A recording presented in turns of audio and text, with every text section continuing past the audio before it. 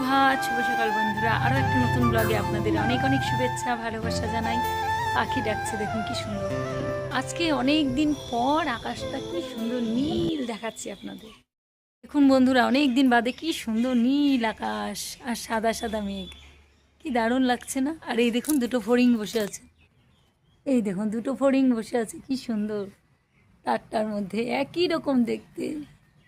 ছোটবেলায় কত ধরতাম এই ফড়িংগুলো, ধরে ধরে ছেড়ে দিতাম, কি দারুণ লাগছে না? দেখুন, ওয়াও, কি সুন্দর লাগছে দেখুন।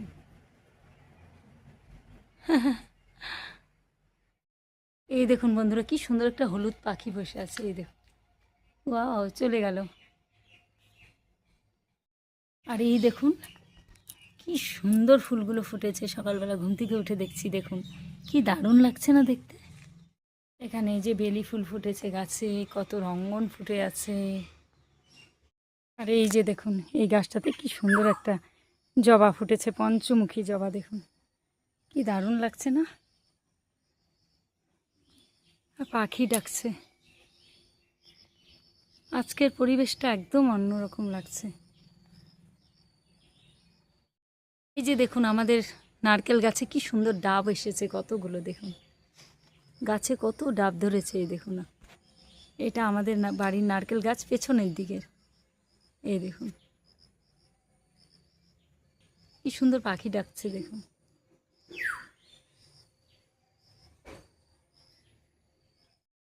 তো এসেছি যখন, ফুলটা তুলে নিয়ে যাই। কি সুন্দর, অনেক দিন পর ফুটলো এই ফুলটা, অনেক দিন পর। এই দেখুন রঙ্গনগুলো কি থোকা থোকা ফুটেছে আজকে, কি দারুণ লাগছে না দেখতে? ও থোকা থোকা একদম। আর এই যে চাল কুমড়ো গাছের ডগাগুলো দেখুন, এখান দিয়ে নেমে এই যে কত ফুল ফুটেছে, চাল কুমড়োর ফুল। এই যে কুড়ি হলো উল্টো রথ। উল্টো রথের অনেক অনেক শুভেচ্ছা, ভালোবাসা রইল আপনাদের জন্য। আর ঘরে এসে যে রান্না বসিয়ে দিয়েছি, আজ বেশি কিছু করছি না, নিরামিষ রান্নাই করছি। আলুর দম করছি আর চিচিঙ্গা ভাজা করছি আপাতত। তারপরে জানি না আর কী করব। তো মশা খুব কামড়েছে আমাকে। ফুল গাছগুলোর ওইদিকেও অনেক ইয়ে হয়ে গেছে, তো বর্ষাকালে জঙ্গল, মশা, এই সময়টা মশা একটু বেশিই হয়। ছোট ছোট ছোট ছোট মশা, কখন বসে হাতে বোঝাও যায় না। আর জীবনে যাই করি না কেন, এই চ্যানেলটার প্রতি আমার অনেক ভালোবাসা। তার কারণ আজ থেকে প্রায় 5 বছর আগের থেকে আমি এই চ্যানেলটা খুলেছিলাম। একটু একটু করে চ্যানেলটাতে কষ্ট করে করে আজকে এই জায়গায় এসে দাঁড়িয়েছি। মাঝখানে তিনবার বন্ধ করেছিলাম ভিডিও করা। তিনবার অনেক দিন পর্যন্ত স্টপ দিয়েছি। একবার দু বছর, তারপরে আরও দুবার বন্ধ করে দিয়েছিলাম। কিন্তু জানি না কেন আবার এই চ্যানেলটাতেই আমি ভিডিও দেওয়া শুরু করেছি। বেশ কিছুদিন থেকে রেগুলার ভিডিও দিচ্ছি এবং মেনটেন করছি। চ্যানেলটাকে আমি ছাড়তে পারছি না, কারণ বাচ্চাদের যেমন ছোটোর থেকে লালন পালন করে, কষ্ট করে বড় করে, সেই রকম চ্যানেলটাকেও আমি, আমার চ্যানেল বড় না, একদমই খুবই সামান্য ছোট চ্যানেল, তবুও এই চ্যানেলটাকে আস্তে আস্তে আস্তে আস্তে করে ভিডিও দেই, তো অল্প অল্প করে। আর আপনাদের এখন খুব ভালোবাসা পাচ্ছি আমি, এই জন্য মনে হচ্ছে আমি আর বন্ধ করব না, ভিডিওটা করেই যাব। দেখা যাক কত দূর কী করতে পারি আপনাদের ভালোবাসা ও আশীর্বাদে। আপনারা পাশে থাকবেন। আমি চাই এই চ্যানেল নিয়ে যেন আমি জীবনে এগিয়ে যেতে পারি। যত যাই করি না কেন, এটার প্রতি আমার ফোকাসটা একটা অন্যরকম। এবং আমি ব্লগ বানাতে ভীষণ ভালোবাসি, মন থেকে একদম। মানুষ হ্যাঁ অর্থের জন্য করে, একটা তো মানুষের একটা থাকে টার্গেট, যে আমি এটা করলে এটা হবে, ওটা হবে। হ্যাঁ, টার্গেট অবশ্যই থাকবে, কারণ কিছু অর্থ কামানোর জন্যই মানুষ কিন্তু এই চ্যানেলে ভিডিও বানায়। ইউটিউবে, ফেসবুকে কিছু লাভের জন্যই বানায়, যে আজকে আমি যে কষ্ট করব তার বিনিময়ে আমার কিছু ভালোবাসা পাবে সবার কাছে, নিজের একটা পরিচিতি তৈরি হবে, এখান থেকে অর্থ রোজগার করা যায়, সেটা তো সবাই জানেন। তবুও কিছু কিছু জিনিসের প্রতি না মানুষের মন থেকে ভালোবাসা থাকে। যেমন আমি জানি না, আমার চ্যানেলে এখনও মনিটাইজেশন হয়নি, এখনও কিচ্ছু হয়নি, ওয়াচ টাইম এখনও অনেক বাকি আছে। তো তবু আমি ব্লগ বানিয়েই যাচ্ছি কবের থেকে। আমার সঙ্গে অনেকেই শুরু করেছিল, সবাই ছেড়ে দিয়েছে বেশিরভাগ।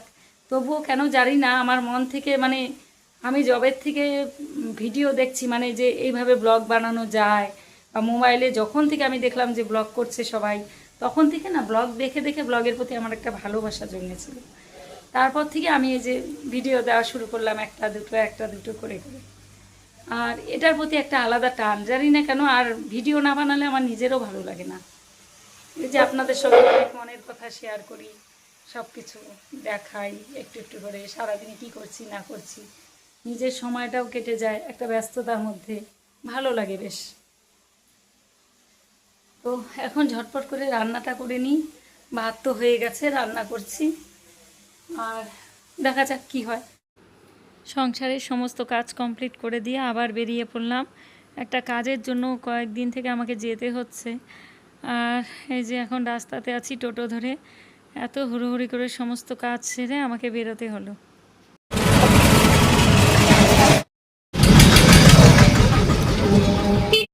বন্ধুরা এখন বাড়ি এলাম, দুপুর 2:30 বাজে, মানে এখন বাজে 3টা, 2:30টার সময় বাড়ি এলাম। এসে এই যে এখন বসিয়ে দিয়েছি আলু ভাজা। এখন এই যে আলু ভাজা করছি।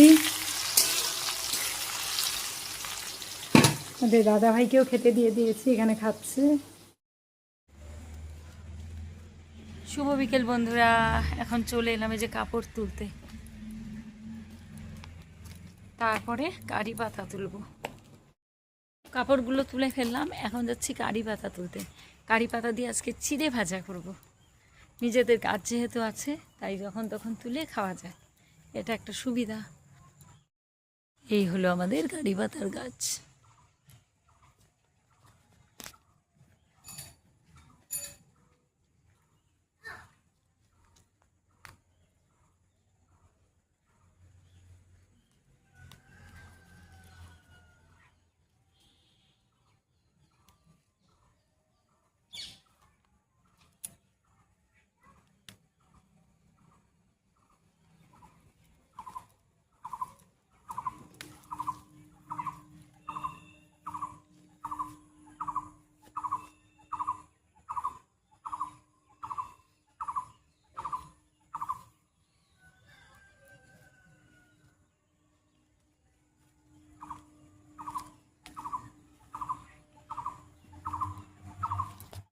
তো এই যে তোলা হয়ে গেছে কারি পাতা।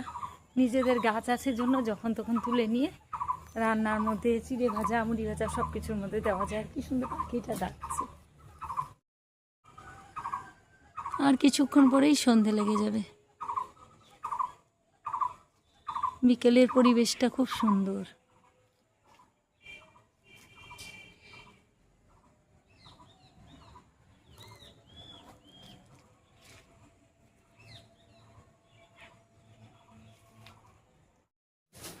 তো কারি পাতা তুলে নিয়ে এসে জামা কাপড়গুলো তো আগে তুলে ফেলেছি সব। তারপরে কারি পাতা নিয়ে এলাম, কারণ সন্ধে লেগে গেলে তো গাছের পাতা তোলা যায় না, এই জন্য আগেই তুলে নিয়ে এলাম চিড়ে ভাজা করার জন্য। আপনাদের দাদাভাই খেতে চেয়েছে। তারপরে এসে যে বিছানাটা, সোফাটা একটু ঝেড়ে টেরে ঠিকঠাক করছি, কারণ সেই সকালে করেছিলাম, তারপরে আর কোনো কিছুই করা হয়নি, এই জন্য একটু ঝেড়ে টেরে নিলাম। এবার এই যে ঘরগুলোকেও একটু বিকেলবেলা ঝাড় দিয়ে দিচ্ছি পরিষ্কার করে, কারণ ঘর যতই পরিষ্কার রাখা হোক না কেন তবুও মনে হয় কি একটু বালু বালু লাগে। এই জন্য ভাবলাম যে আর একটু পরিষ্কার করে ঘরগুলোকে সব ঝাড় দিয়ে নিই। ঝাড় দিয়ে নিয়ে তারপরে আমি সন্ধে বাতি দিতে হবে, দিয়ে তারপরে চাটা করব আর চিড়ে ভাজাও করব।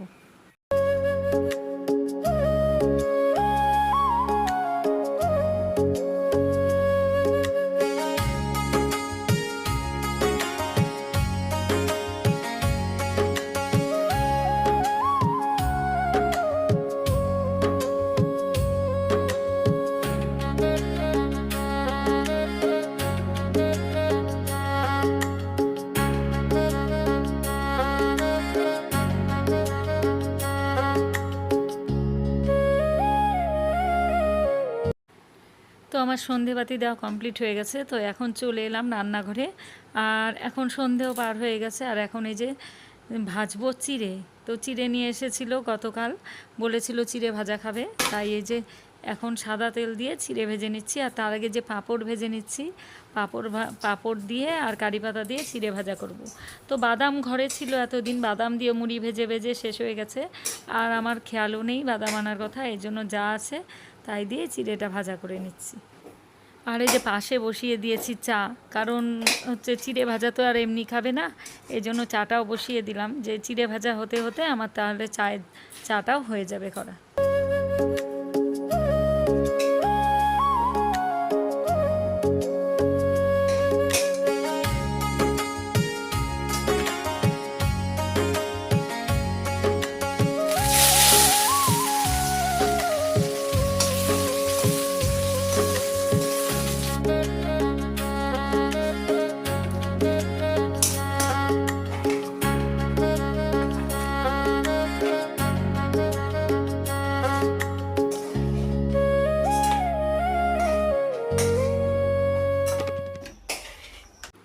তো চিড়ে ভাজা কমপ্লিট হয়ে গেছে, এখন ওই যে চাটাকেও নামাবো, চাও হয়ে গেছে। আর আপনাদের দাদাভাই বসে আছে পাশের ঘরে, বসে বসে মোবাইল দেখছে। আমি এই জন্য ভয়েস দিচ্ছি, সাউন্ডটা কমিয়ে দিয়েছি, তার কারণ অন্যরকম ভয়েস যদি চলে আসে তাহলে কপিরাইট আসতে পারে আমার চ্যানেলে।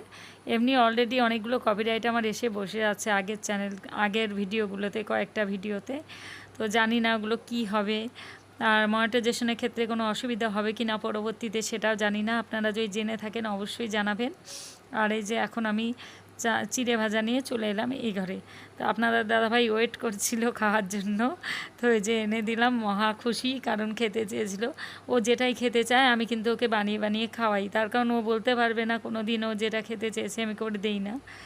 তো তাই ওকে বলছিলাম যে তুমি খেতে চেয়েছো জন্য আমি কিন্তু করে খাওয়াচ্ছি। আর আমার তো নিজের ইচ্ছে মতন আমি করি না, ছেলে যেটা খেতে চায় সেটাই করি, আবার ও যেটা খেতে চায় সেটাই করি। ওদের কাছে শুনে শুনে করি, সেটাই আমার ভালো, কারণ নিজে কি করব কি না করব আমি নিজেও বুঝে পাই না। এর জন্য যে কোনো জিনিস বানানো মানে রান্না করার আগে ওদের কাছে শুনে নিই যে আজকে কী খাবে। এটা আমার অভ্যাস হয়ে গেছে। তো বিয়ের পর থেকেই আমাদের এটা অভ্যাস যে আমরা বাড়ির সবার কাছে শুনে শুনেই রান্নাবান্না করতাম, নিজেদের ইচ্ছে মতো কিছুই করতাম না। এখনও পর্যন্ত সেই অভ্যাসটা রয়ে গেছে। তো এই যে চা নিয়েও চলে এলাম, এখন দুজনে বসে বসে গল্প করছি আর চা খাচ্ছি। তো আজকের ব্লগটা অনেকটাই ছোট হয়েছে। তো কেমন লাগলো আজকের ভিডিওটা অবশ্যই কমেন্ট করে জানাবেন। আবার ফিরে আসছি একটা নতুন ভিডিওর সঙ্গে।